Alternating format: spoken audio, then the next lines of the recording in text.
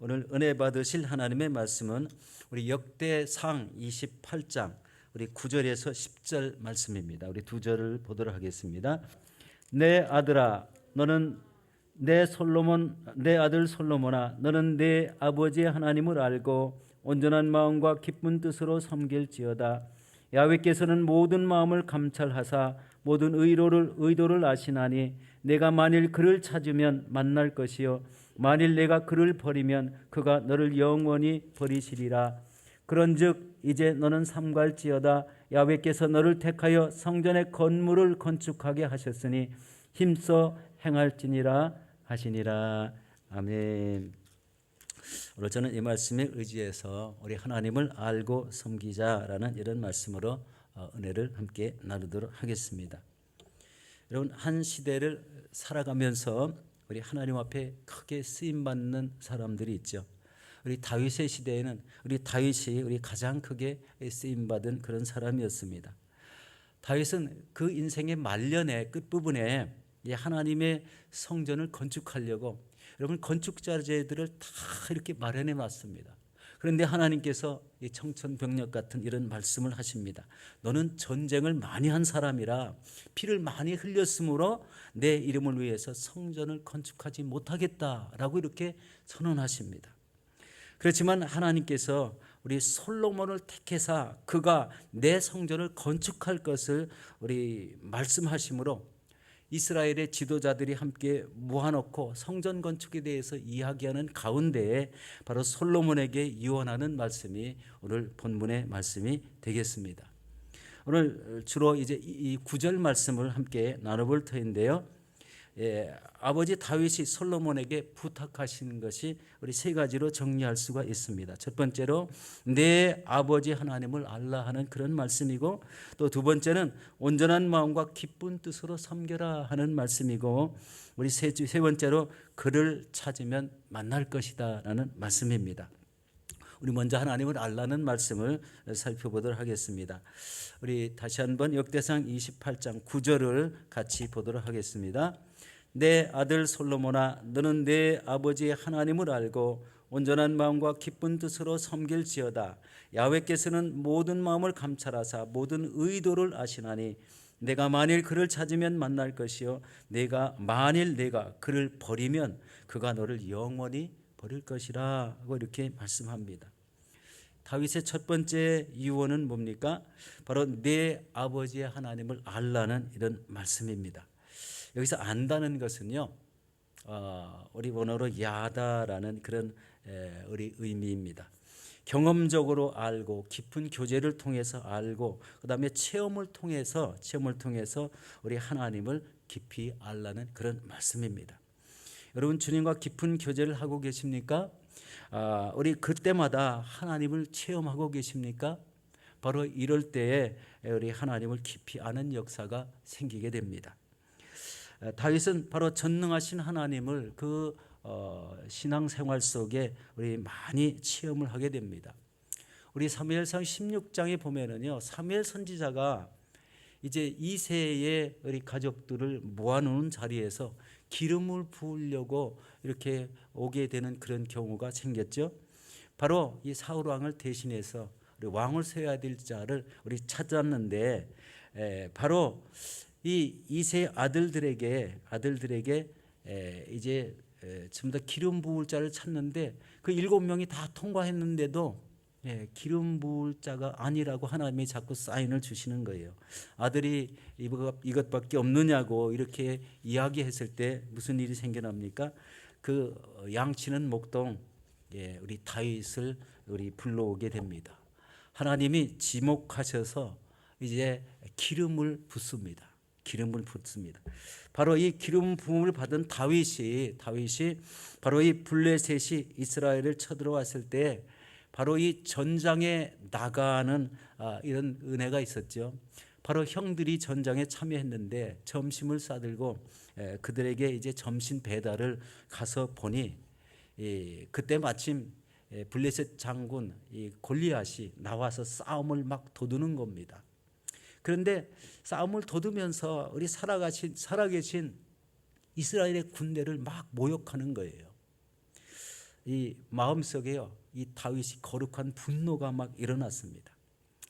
우리 내용은 좀 길게 전개됐지만 다윗이 행한 그 행동은요, 바로 손에 막대기를 가지고 시내에 가서요, 우리 매끄러운 돌 5개를 주워서 제구에 넣었다고 이렇게 이야기를 하고 물매를 가지고 골리앗 앞에 나가서 싸움을 싸우는 겁니다.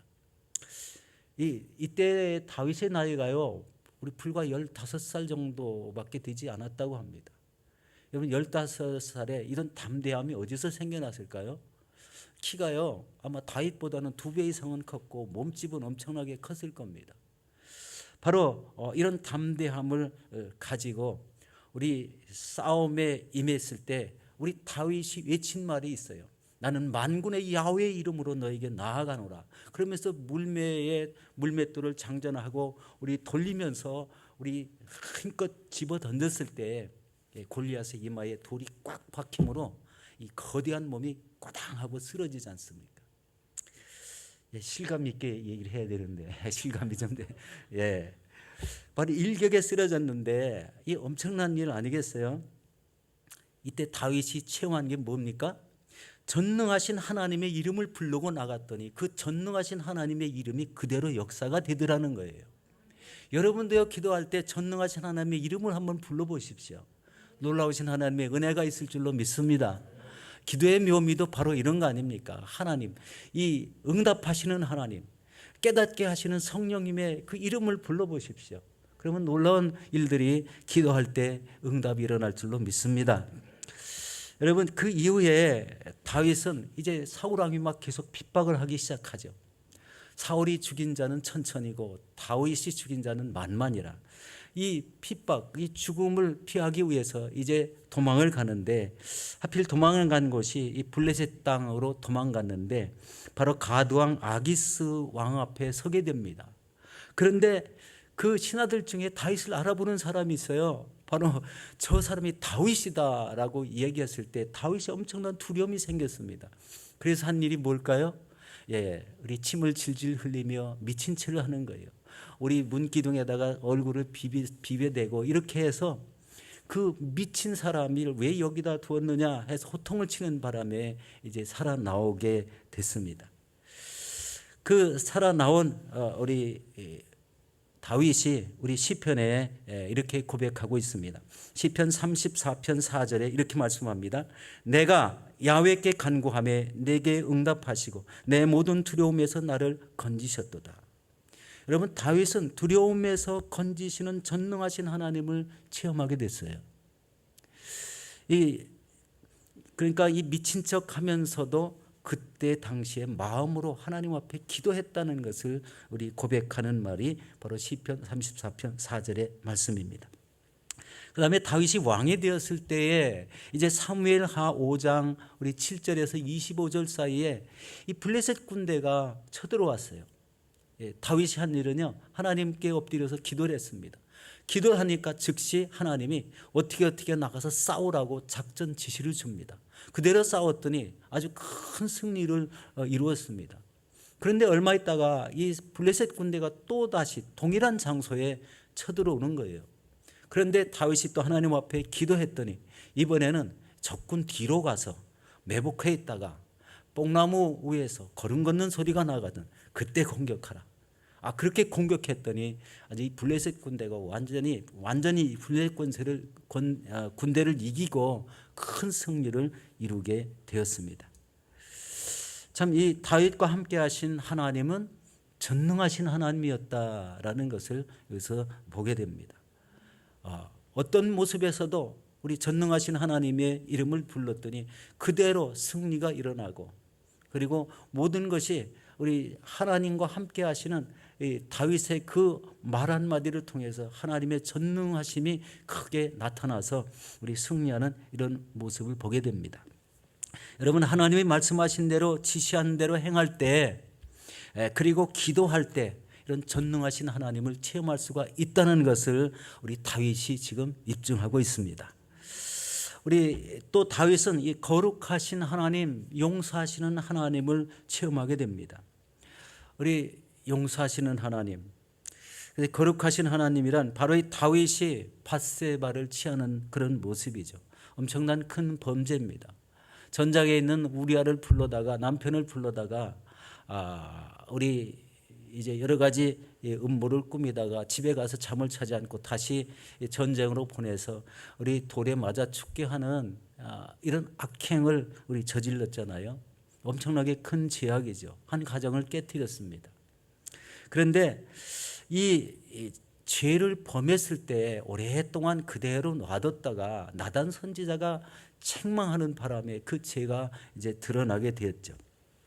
여러분, 죄를 미워하시는 하나님을 다윗은 거기에서 엄청나게 체험을 합니다. 두려움이 막 임했을 것 같습니다. 너무나 거룩하신 하나님은 죄를 아주 책망하시는 하나님. 죄를 지면은 안 된다는 이런 개념을 갖도록 하나님께서 너무 이 거룩한 모습으로 우리 다윗을 대하기 때문에 죄를 지은 그 모습이 다윗의 생애가 거의 다 끝날 때까지 그 거룩하신 하나님을 체험하게 하셨습니다. 그 사이에 엄청난 일들이 많이 일어났죠. 이 말씀도 우리 시편에 기록되어 있습니다. 시편 7편 11절에 이렇게 말씀합니다. 하나님은 의로우신 재판장이시며 매일 분노하시는 하나님이시로다. 우리 다윗이 죄를 짓고 보니까요, 죄를 지은 사람에게 하나님은 분노를 하신다는 이런 말씀입니다. 그 죄가 다 없어질 때까지, 죄를 회개해서 하나님의 용서가 다 일어날 때까지 하나님은 그 죄 지은 자에게 분노를 하시는 하나님이시라는 이런 고백을 하고 있는 것을 보게 됩니다. 하나님은 죄에 대하여 의로우신 재판장이시라는 것을 체험하게 됩니다. 그리고 여기서 다윗은 자신이 회개했을 때 용서하시는 하나님을 체험하게 됩니다. 우리 시편 32편 5절에 보면 이렇게 말씀합니다. 내가 이르기를 내 허물을 야훼께 자복하리라 하고 주께 내 죄를 아뢰고 내 죄악을 숨기지 아니하였더니 곧 주께서 내 죄악을 사하셨나이다. 여러분, 다윗은 전능하신 하나님, 거룩하신 하나님, 의로우신 하나님, 용서하시는 하나님을 우리 체험을 하게 되었습니다. 그런데 우리 삶에서, 여러분 신앙생활에서 가장 중요한 것은요, 하나님과 우리 동행하는 삶을 살라는 거예요. 그것은 무슨 의미가 있을까요? 여러분, 하나님과 동행하는 삶을 살려고 노력할 때 죄악이 점점점 없어지고 거룩하게 된다는 거예요. 우리 창세기에 보면은 에녹이 하나님을 동행하다가 어떻게 했어요? 죽음을 보지 않고 하나님 나라로 옮겨갔다고 되어 있습니다. 저는 그 생각을 가만히 생각해 봤어요. 매일 하나님과 동행하니까요, 죄를 지을 마음이 하나도 생기지 않고 있던 죄가 싹 다 사라졌어요. 하늘나라를, 그래서 우리 살면서 하나님 나라를 그냥 죽음을 보지 않고 들림받은 그 이유가 바로 여기에 있습니다. 하나님과 동행하는 삶을 우리 사시기를 바라겠습니다. 이렇게 되려면은요, 말씀을 봐야 되고 기도하는 자리가 있어야 되고 하나님이 기뻐하시는 일들, 선교하고 전도하고 어려운 일들을 돕고 여러 가지 교회 연합해서 하나님 전에서 봉사하고 헌신하는 이런 일들이 있어야 됩니다. 죄를 쳐다보는 게 아니라 하나님 전에서 헌신하는 모습을 쳐다보고 말씀과 함께 살려고 노력하고 하나님 앞에 기도하는 자리에 앉았을 때 죄가 없어진다는 거예요. 죄를 지을 여력이 없어진다는 거예요. 이게 하나님과 동행하는 그런 방법이 아니겠습니까? 그다음에 이제 우리 두 번째입니다. 다윗은 계속되는 그 유언이 바로 온전한 마음과 기쁜 뜻으로 하나님을 섬기라는 이런 유언을 남기고 있습니다. 우리 여기서 온전한 마음이란 온 마음을 다한다는 그런 뜻이 있습니다. 그리고 기쁜 뜻이라는 것은 자원하는 마음이 있다라는 그런 마음입니다. 그리고 여기서 섬기라 하는 그런 의미는 하나님께서 내 인생의 주인이시라는 것을 알 때 바로 온전한 마음과 기쁜 뜻으로 하나님을 섬길 수 있다 하는 그런 의미로 여기서 말씀하고 있습니다. 여러분, 하나님을 알지 못하는 세상 사람들은 바로 내 인생은 내 것이라고 합니다. 그러나 하나님께 깊이 우리 구원을 받은 영혼으로 하나님 뜻대로 사는 사람에게는요, 내 인생은 하나님께 달려 있습니다라고 고백하는 거예요. 그럼 인생의 향방이 어디로 갈 줄 아는 이런 믿음의 사람들은요, 하나님 말씀과 그 뜻대로 살아가는 그런 모습이고, 하나님을 섬기는 방법도 온전한 마음 그리고 기쁜 뜻으로 섬기라는 그런 말씀입니다. 우리가 바로 이 하나님의 온전한 마음과 기쁜 뜻으로 섬길 때 하나님은 우리와 함께 하십니다. 다윗이 이스라엘의 왕이 되었을 때 우리 사무엘하 6장에 보면은 다윗이 법궤를 옮기는 장면이 나옵니다. 바로 다윗이 법궤를 옮기면서 처음에는 한번 실패를 했죠. 그런데 두 번째는 이 왕이요, 또 다른 방법을 취하죠. 전과 같은 수레에 실는 이런 방법이 아니라 레위인의 어깨로 우리 법궤를 메고 이제 오면서 우리 덩실덩실 우리 춤을 춥니다. 바지가 내려가는 줄 모르고 이렇게 춤을 추는데, 마침 미갈이 다윗의 그런 모습을 보고 우리 조금 표현을 좀 나쁘게 했어요. 우리 사무엘하 우리 6장 20절에 바로 이렇게 표현합니다.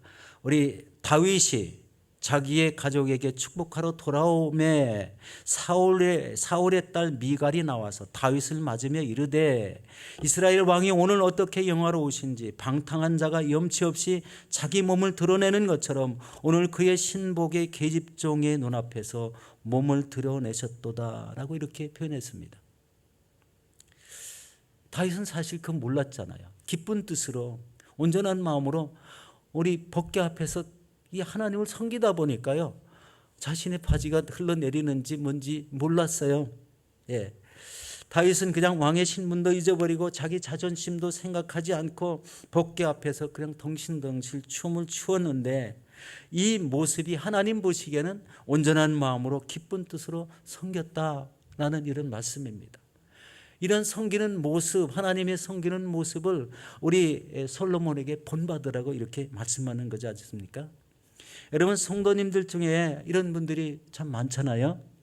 자발적으로 선경음 드리고 어려운 이웃을 보면은 그들을 돕고자 애를 쓰시는 이런 분들이 얼마나 많습니까? 자신은 하나님께 드리며 선교하고 또 우리 헌신하고 전도하는 이런 분들이 우리 많게 되기를 바랍니다. 바로 이것이 하나님을 섬기는 우리 방법이에요. 온전한 마음으로 기쁜 뜻으로 섬기는 방법. 여러분, 이 온 마음으로 기쁜 뜻으로 하나님을 섬기시는 저와 여러분들이 되시기를 예수 이름으로 축원합니다. 이제 세 번째 마지막입니다. 하나님을 힘써 찾아야 한다라고 이렇게 말씀합니다.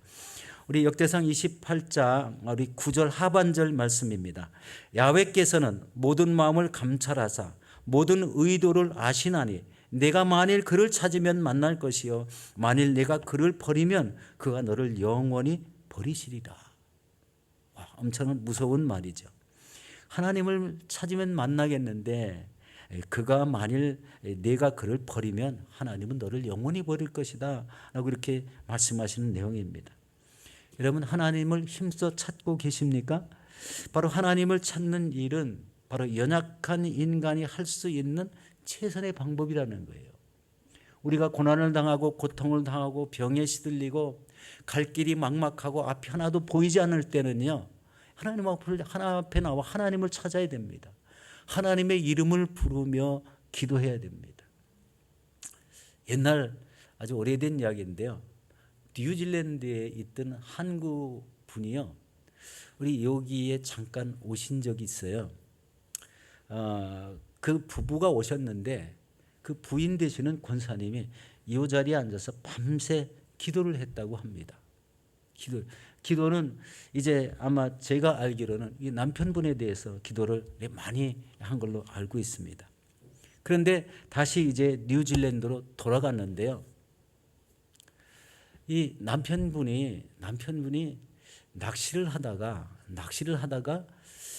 그 이제 고기가 많이 잡혀서 이 바닷물에 이렇게 낚시 바구니를 잠그고 그 끈을 갖다가 이렇게 이 막대기를 꼽아서 이렇게 매놨는데, 어떻게 낚시를 하다 보니까 이 고기 잡은 이 바구 망태기가 이렇게 끈이 풀려가지고 점점점 풀려 나가는 거예요. 그러니까 어떻게 하겠어요? 그걸 붙잡으려고 보니까 물이 들어가고 수영을 하게 됐어요. 그런데 수영을 하다 보니까 그만 수영을 못해서요, 그 물에 빠져서 우리 돌아가시게 됐어요. 참 엄청난 일이죠. 권사님이 여기서 기도했을 때 하나님의 엄청난 책망을 들으셨다는 그런 말씀을 우리 전해들은 적이 있습니다. 하나님을 더 힘써 찾고 온 가족이 하나님 앞에 온전한 신앙생활을 했으면은 그런 일은 하나님이 다 막아주셨을 줄로 믿습니다. 낚시도 갈 수 있습니다. 예, 우리 신앙생활을 하다가 좀 힘들고 어려울 때 우리 마음을 풀려고 우리 잠시 쉴 수도 있습니다. 그것이 잘못됐다는 이야기가 아니죠. 그런데 신앙생활의 근본 부분이 전혀 되어 있지 않았다는 거잖아요. 하나님을 기쁘시게 하는 이런 신앙생활이, 하나님을 힘써 찾는 이런 신앙생활이 신앙생활 속에 전혀 없었다는 거예요. 이게 굉장히 두려움이 됐었어요. 당시 그 말을 듣고 하나님이 그러신 분인가라는 이런 의혹도 많이 가지게 되었습니다. 바로 하나님을 찾는 일은 바로 연약한 인간이 할 수 있는 최선의 방법이라고 말씀드렸어요. 지금도 동일합니다. 여러분 가정에 문제가 있습니까? 자녀들이 문제가 있습니까? 하나님을 찾을 수밖에 없습니다. 그런 문제들은요, 우리 인간으로는 해결이 안 되는 이런 일들이 얼마나 많습니까? 우리 자녀들이 우리 믿음을 가져라, 예수님을 믿어라 해도 믿음 안에서 자꾸 이탈하려고 하는 게 요즘 아이들 아닙니까? 우리 교회 나오시는 분들은 물론 열심히 우리 신앙생활하는 젊은이들이 많은데 그렇지 못한 자녀들도 있다는 거예요. 이럴 때는요, 하나님을 찾되 전심으로 찾아야 돼요. 바로 이런 말씀입니다. 우리가 하나님의 일을 추구해서 무엇을 계획할 때도 전심으로 하나님을 찾으며 기도하면서 이루어나가야 된다는 것을 깨닫게 하는 말씀입니다. 여러분, 우리가 힘써 하나님을 찾아야 될 이유가 뭡니까? 그것은 바로 영혼 구원입니다. 이 땅에 세워진 모든 교회는요, 선교하는 교회입니다. 하나님 그렇게 이 교회를 세팅하실 때 하나님의 말씀이 흥황하고 성령이 충만한 교회, 거기에 선교하는 교회가 꼭 있어야 됩니다. 이 하나님의 교회를 세우신 목적이에요. 그리고 교회 안에서는요, 성도가 어떻게 돼요? 굳건한 믿음으로 세워지는 역사가 매주마다 매일마다 일어나야 돼요. 하나님이 교회를 세우신 목적이니까요. 성도를 우리 일으켜야 되기 때문에 그렇습니다. 그래서 이 성도를 일으키면서 잘 안 되고 부딪히는 것은 어떻게 돼요? 하나님을 찾는 일에서 하나님의 해결점을 찾아야 됩니다. 여러분 가정에도 부딪히고 풀리지 않는 게 있습니까? 하나님을 찾으시기 바랍니다. 그게 문제의 해결점입니다. 놀라운 역사가 일어나게 돼요. 마음을 다하고 힘을 다해서 하나님을 찾으며 부르짖는 것은요, 응답되지 않는 게 없습니다. 그런 확신이 생기지 않습니까? 바로 우리 선교지가 열리길 위해서, 온 성도가 연합과 일치를 이루게 하기 위해서, 또 마음을 같이하여 성전에 모여서 우리 말씀을 나누고 기도하는 이런 일에 이렇게 우리 합심해서 하나님을 찾아야 되겠습니다. 이 세상에 세워진 모든 교회를 위해서도 동시에 기도해 주셔야 그게 맞는 것 같아요. 어떤 교회가 우리 부흥이 되고 어떤 교회는 부흥이 안 되고, 하나님의 교회는 크건 작건 동일한 개념을 가져야 됩니다. 하나님이 세우셨다. 그곳에 하나님이 좌정하고 계시다는 의미는 동일합니다. 많고 이 성도 수가 많고 적은 것은 하나님 우리 눈으로 보실 때는 그게 중요한 게 아닙니다. 그 안에서 무엇을 이루고자 하는 것이 더 중요하다는 것을 깨달을 수가 있어요. 그것이 바로 선교하는 교회다. 말씀으로 양육된 성도가 우리 배출되어서 세워지는 이런 역사들이 끊임없이 일어나야 되는 것입니다. 여러분, 오늘 이 시대에 바로 온 마음으로 주님을 찾을 때 주님은 저와 여러분들을 만나주시고 또 주의 일을 감당할 수 있는 힘과 능력을 부어주시게 될 것입니다. 우리 말씀을 정리하고 이제 기도하도록 하겠습니다. 우리 사랑하는 성도 여러분, 하나님을 알지 못하고 섬기는 것과 하나님을 알고 섬기는 것은 아주 전혀 다릅니다.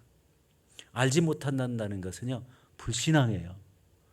하나님을 알려고 노력하지 않고 구원의 확신이 없다, 이런 개념이 들지 않습니까? 그러나 하나님을 알고 섬긴다는 것은 그분을 매일매일 체험하며 섬기고 있다는 것입니다. 그리고 하나님을 매일매일 체험하며 온전한 마음과 기쁜 뜻으로 하나님을 섬기시기 바랍니다. 이것이 바로 다윗이 솔로몬에게 유언하여 말씀하신 내용이에요. 다윗이 체험했던 마음을 그대로 우리에게 보고 배우라고 지금 전달하는 거 아니겠습니까? 그래서 하나님을 매일매일 체험하며 온전한 마음과 기쁜 뜻으로 하나님을 섬기시기 바랍니다. 그리고 하나님을 힘써 찾으시고 영혼구원에 힘을 쓰시며 깨어 기도하시는 저와 여러분들이 되시기를 예수 이름으로 축원합니다.